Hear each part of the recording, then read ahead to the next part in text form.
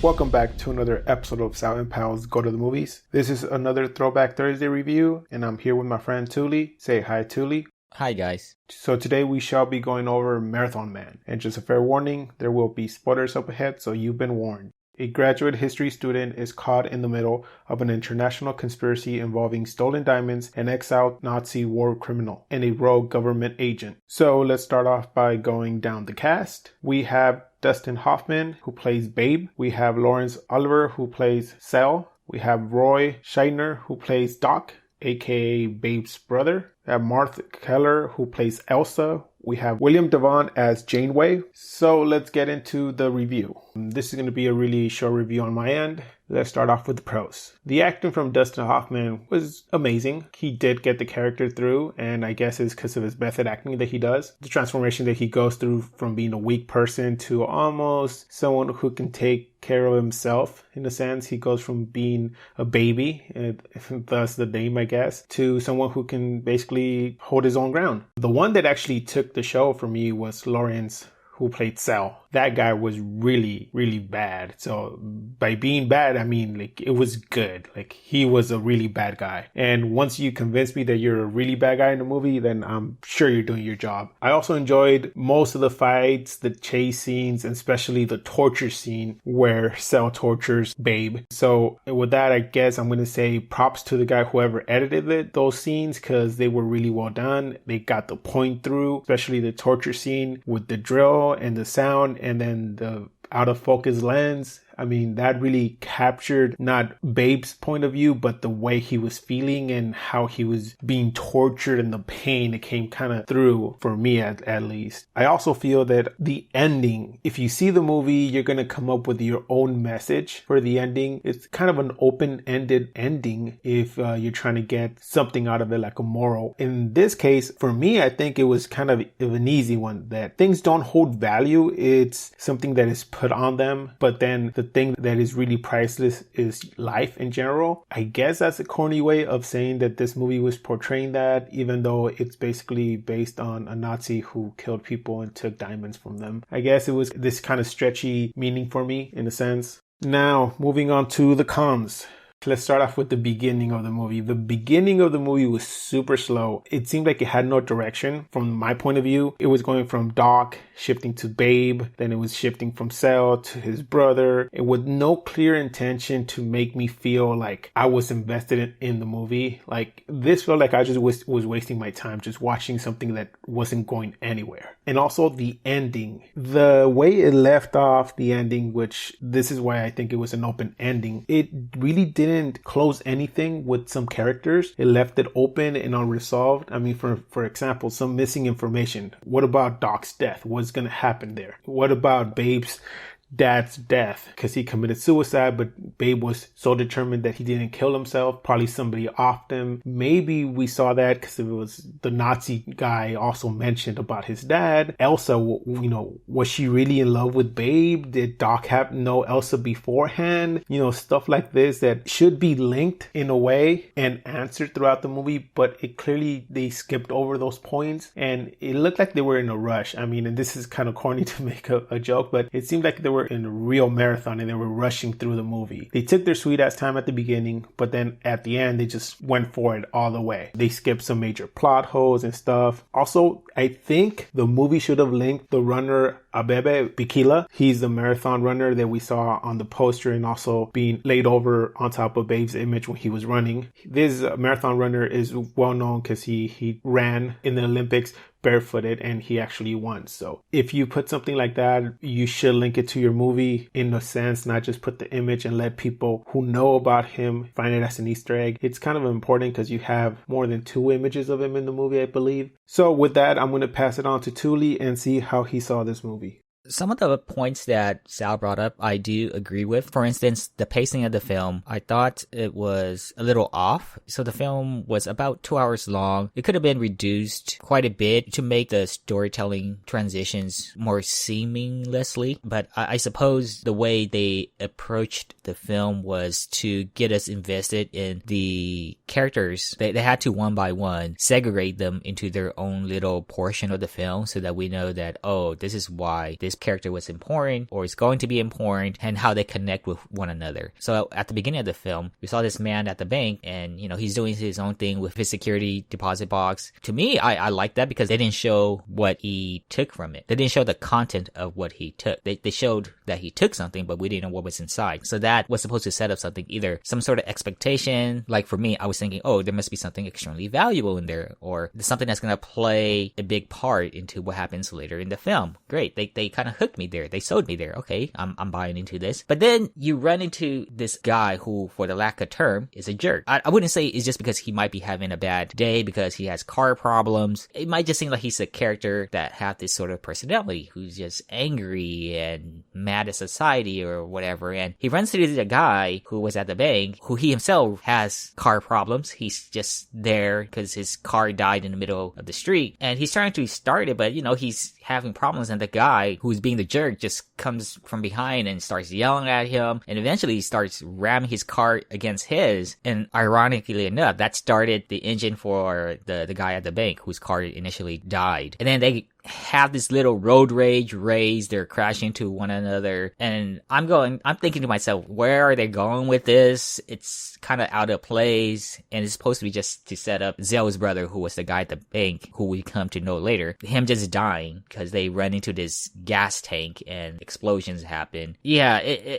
we see this sort of happen throughout the film. We go from that to seeing more of Doc following him around, the sort of experiences he had, nearly, I would say, dying from an explosion. But I thought that was a little off, the way they shot that too, because right after the explosion happened, there was no reaction. Like, the explosion happened and then we cut to another scene. For me, if I were there, I would have just lingered just on that scene a little bit, see how Doc would have reacted to it. But it was like, boom, nothing. So you got a couple of those moments in the film where I wish they would have just stuck with it a little bit to just see how the character would react in that moment. A greater example of that is when Doc went to the opera and he saw one of the guys who he met earlier in the film. He was dead in the section that they were supposed to be sitting at. And then soon after, you see Doc leave the opera building, and then you see him in this alleyway where it appears to be very ominous that something bad was about to happen. So that, I thought they did a better job at setting up the scene and showing where it would have led the character and how they would have reacted to what they just experienced. So again, it was back and forth. Less on the floppy side, but you did have a few moments like that in the film. And then after that, that's when we get more of Babe, seeing things progress for the rest of the story, mostly from his perspective. If there's one big complaint I would have is how they interconnected these characters. Like for me, I would have liked it more if they just showed it mostly from Babe's perspective, like from the start, and then show him meet his brother or something at one point, and then show a little bit what his brother's into, but not to the point of making him seem that suspicious, like just enough to give us a little hint that, this guy might not be who we think he is, but I don't really know. Whereas showing us that much of Doc already, it really pointed out that, okay, this guy is up to something. We already know for sure. We just don't know yet, and we're just waiting for it to happen. That's how I would have probably gone about storytelling what happened. I do realize that it's based off a book, so maybe they were trying to follow step for step what happened in the book, but since I didn't read the book, I can't speak too much of that other than just assuming. I did like the dentist scene. I'm pretty sure it's one of the most iconic moments from film industry that has impacted the entertainment business, and I'm pretty sure that it has inspired other areas of, TV series, films, or what have you. So, and because of that, like Sal, I came to really like Zell as a villain of this film. He's very particular in his mannerism, but for me, I know what they were trying to go for. They wanted to show some vulnerability in this villain towards the end when he came out of that jewelry-like place, and then a lady recognized who he was. And then he was in a panic mode because he was in a hostile environment now, and he was trying to escape because he would think that people were going to go after him. I didn't quite like that. So you went from showcasing a villain who, to me, was very well portrayed, and that he doesn't care what happens to him. He's going to do what he needs to do to get the job done. He's just a guy who you're just fearful of, to being somebody who was fearing what was happening around him when a lady in the streets called him out and recognized who he was. And then, in a way, speaking to the title of the film, Marathon Man, he, in a sense, was trying to run away from the situation. And eventually, his character went downhill from there for me, because then Babe approached him, and he was now being held hostage. He showed a lot of signs of vulnerability, confusion, confusion. He even came out to admit that he was in a state of panic where he wasn't sure he could trust people, so that's why he came over to America to ensure that his diamonds were safe. I thought they should have just stayed true to his character and just let him be evil throughout, and whatever happens, happen, versus him dying the way he did to his own blade in this very comical sort of way when, as he's falling down a set of staircases, he accidentally stabs himself as well. So I didn't like the way he went out with how they portrayed his character, with him killing Doc and how he was torturing Babe. It was like, why do this when you already set a great stage for him to sort of be evil within? So, but I think overall I did enjoy the film. It's kind of funny too that earlier Sal mentioned like the sort of more of the story that you would take out of this sort of flick. And again, I'm just gonna go back to the title of the film, Marathon Man. Like, you saw these characters go through their own sense of running, whether it's running away from something, as Babe was doing throughout the film when he got tangled in this mess and was just trying to avoid getting killed, or you're like Zell, who was running towards his diamonds and eventually running away as well later because he was again in this hostile environment. And the comical thing too of how society reacts to certain things, like when the explosion happened earlier in the movie where Zell's brother died, and all those people from like blocks away were running towards the incident. And I'm thinking to myself, wouldn't you want to run away from the incident? Why are you getting closer to the fire or something? Or when Zell killed one of the guys who recognized that he was a Nazi, like everybody was like running towards where the guy died. I'm not sure, it's just like this sense of wanting to know what happened, because the way they showcase these people, they're there, but they're not doing anything. They're just there to watch. Yeah, it does in a way loop back around to the title of the film. Now, I might be stretching and just grasping for some sort of meaning to tie all of this together, but that I would say was one of the things that I wasn't necessarily keeping an eye out for, but it's what I kept on witnessing throughout the film. Like when I saw people running towards something that they shouldn't be, or maybe they're running towards something that they're so blinded to their surrounding that they get caught in some sort of dilemma, or you're running away for something because you don't want to confront your fears or whatever. So message wise, there are several of them, but I totally appreciated that it kind of loops back into the name of the film, Marathon Man, even though it is very literal in the sense too, because Babe is a runner. You could also take it for that, but I also took certain metaphorical meanings to the film as well.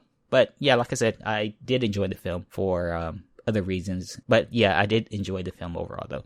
I totally agree with you on the sense that it all came into like the running. Everybody's running away from something or towards something. That brings me to one of my points. I'm like, still, we need some backstories to most of these characters. And like you said, it's based off a novel. And I'm pretty sure in the book, we have all these characters saying they do touch upon their backstory. Because what's a book without a backstory to some characters? You know, you're reading and you're trying to get invested in them. Yeah, it was adapted to film, but come on, we still need more than just seeing them on the screen and take it for granted that this is the runner and this is his brother and this is a Nazi, and look, here's the movie. For example, I really wanted to know about the death of the father, how he died, and how Doc and Babe went their separate ways. I wanted them to touch upon that, because even though they're brothers, they kind of went their separate ways in a sense, and I think this is what they talk about when they first meet each other. You know, what are you doing kind of thing, like what are you doing with your life? In a sense, I really wanted to see Babe,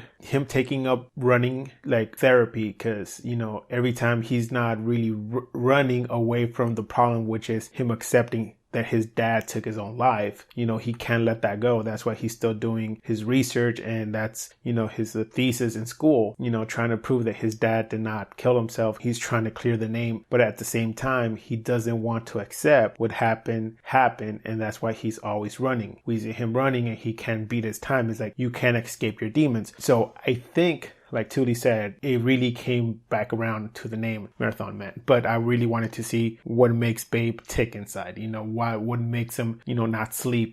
Then the other character, Cell, I really would want to see them touch or show a little flashback to when he was World War II, torturing people and taking their diamonds and stuff, just to make it a little more a hateful character. I mean, we still didn't like him because he was torturing Babe and torturing people, but wouldn't it add something if we actually saw him in a uniform serving, and then to now where he's like the old gentleman who can run that fast and stuff. He can only hurt people when they're tied down, but like Touly said, when he's in another environment surrounded by people, he feels like he's cornered and he runs away. And I think that's what happened. Like back in the day, he was young and he had power. Now he's slowly aging, catching up to like where he can do things by himself. And that's what it kind of triggers, that, oh, I'm vulnerable when I'm by myself. Now I feel how they felt, kind of thing. So it brings it back into full circle in a sense. I want to see more of these characters' backstories to make sure, like I did feel invested in that character for certain reasons or not. So with that, I'm going to ask Touly for his final grade of this movie. I'm going to give this film a 7 out of 10. And if you haven't seen it, I would highly recommend seeing it. Again, it does have iconic scenes that I imagine has affected the movie industry. So definitely check it out. If not for anything else that we mentioned that might have discouraged you from watching it. But it's a good watch, I would say. Yeah, I also gave it a 7 out of 10 to start off with. But then, because of the reasons I gave, I started deducting half a point. And this is the reason I deducted the point for the beginning of the story, because it was too long. They could have condensed it a little more. Touch upon some characters, polish some of them so we kind of see where they're coming or where they're going to. Since this is a novel adaptation to film, I started looking into it and I found out that there were some scenes that were taken out. There was one big scene where Doc fights another assassin the LA airport, and he kills him, but he does get injured the same way he got injured when we saw him fight in the hotel. And this triggers that he goes to see Babe, in a sense, just to basically be with family, because he feels that death is lingering close to him. That was supposed to connect when he got cut by Cell. He ended up going to Babe's apartment, not to tell him about the diamonds or anything, but to be in the presence of family and not to die alone. And I think that was a big thing that if they would have put in the movie, it would have gotten a 7 out of me. Also, there was a longer scene to the torture scene, which made it even more gory. I mean, imagine the scene, the dentist scene that Touly was talking about that we really liked. There was another version, an extended version, that made it even creepier or bloodier or gory. I mean, it just, for me, is like, I really want to see what they took out. So for those reasons, I gave it a 6.5 out of 10. So that does it for this review of Marathon Man. Please join us next time when we review Bloodsport. Then show us the Dim-Mak. What the hell is a Dim-Mak? Death Touch. Vic, choose a break. What about this one? Go! Bottom one. Oh, yeah! We honor your invitation. No shit, you honor his invitation. Click like, comment, and subscribe. And our social media links are below. And remember, keep watching movies.